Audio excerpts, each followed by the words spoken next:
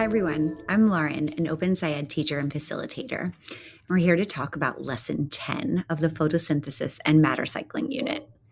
In Lesson 10, the students will run an investigation and start our final matter cycling model. So let's get started. First, let's look back at how we got here.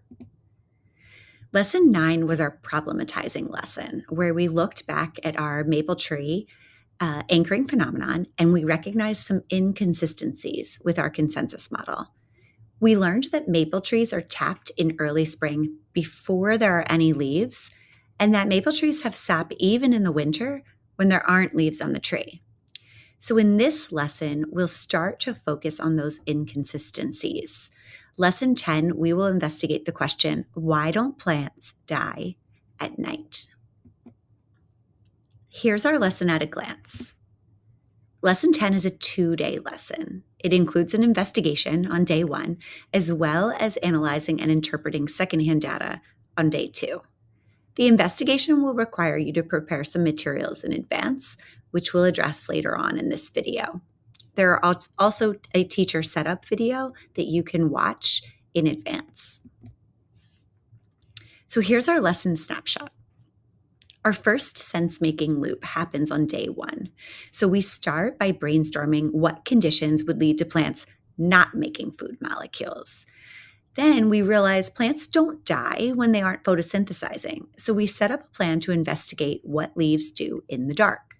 The students make sense of the results by comparing them to what we saw when we ran the same experiment under light.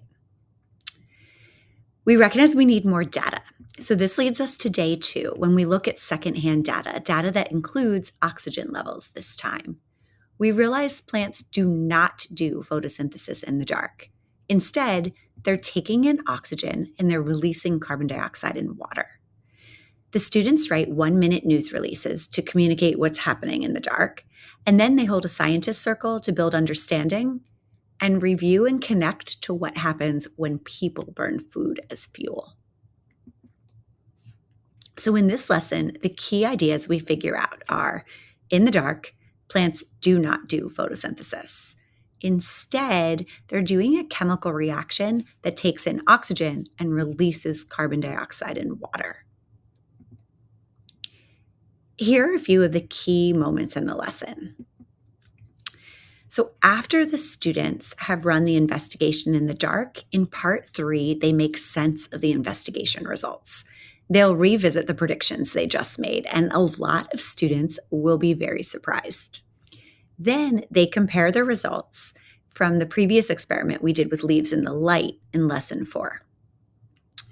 Even though we've already talked through what the data means when we did this in lesson 4, I think it's really important to have the students again revisit this because it's confusing for them. Talking through it is helpful.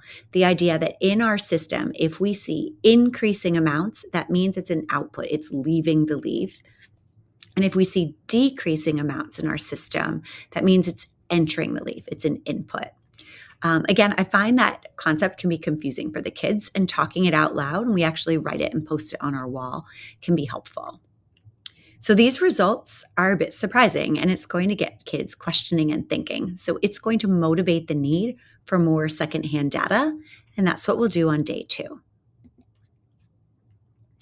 After we look at that secondhand data, in part 5, we have a key moment here because it allows the students to review the concept they're figuring out, and it provides you as a teacher with a really quick survey of where the students are in their understanding. And finally, it's fun. The kids love this. Don't skip it. The hardest part for me is restricting it to a certain amount of time. So the students are going to use the results from their data to write a 1-minute news release that answers the question, what is happening with photosynthesis in the dark? And I like to kind of give them hey, you're going to start it off, breaking news in our 7th grade classroom, right? To make it enthusiastic. I break the students into partners and give them just a very few minutes to write and then draw random names to present. So this activity allows the students to synthesize their findings quickly, communicate their finding effectively, and also to hear the key ideas repeated over and over again as classmates share. And then this leads us into part 6, which is our building understandings discussion. This is a key moment because it's a really important discussion, but I do find it a bit clunky. So it's helpful to think through how you're going to facilitate this with your students. There are great prompts in the teacher guide, and there's suggestions for how to transition this. Because we're starting by reviewing photosynthesis in the dark, and then we're moving the students to think about what might be happening in the plant cells in the dark, because photosynthesis is not happening. So we want to guide the students to connect this data to what we know happens in humans and leave the students thinking about whether cellular respiration is also happening in the plants. This is also where you'll start the matter cycling model that you're building over the next few lessons. So it's important to think through how you plan for this model. And there's more tips coming up in the material management section. Okay, so let's take a look at a couple of these management tips. For part 2, on day 1, you're essentially running the same experiment setup as you did in lesson 4, this time though just in the dark. So again, there's a helpful setup video for teachers to check out in advance. Fresh leaves work the best. It's really helpful to keep the leaves in the dark as much as possible before running the investigation. In our classroom, we saw a change really quickly. But there are additional help and tips found in a specific document, the Tips for Teachers document, that you can reference as needed. And then another material tip is related to the building understandings discussion in part 6. So the model you'll start here is one that's going to be added to over multiple lessons in lessons 11, 12, and 13. And it's really important to know the end goal. So be sure to look ahead at some of the examples of a final version to see where we're heading. We found it's helpful to have the students work on a larger 11 by 17 paper and then use a Post-it for a key that they can move around as needed to give them more space to write. They're going to be adding just a piece at a time. So to manage this, I keep one version on paper for each class, and I add to it under the document camera as we figure out more.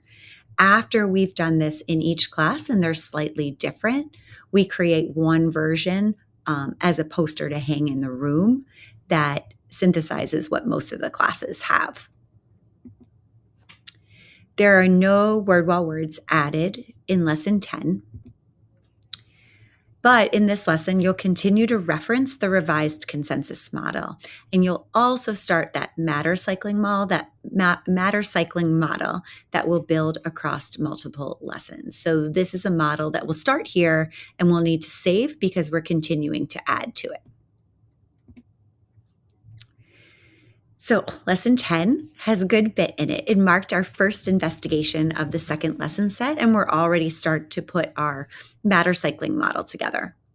In lesson 11, the students will plan and carry out another investigation, this one aimed at figuring out why plants don't die when they can't make food. So to be sure to check out the next lesson planning video.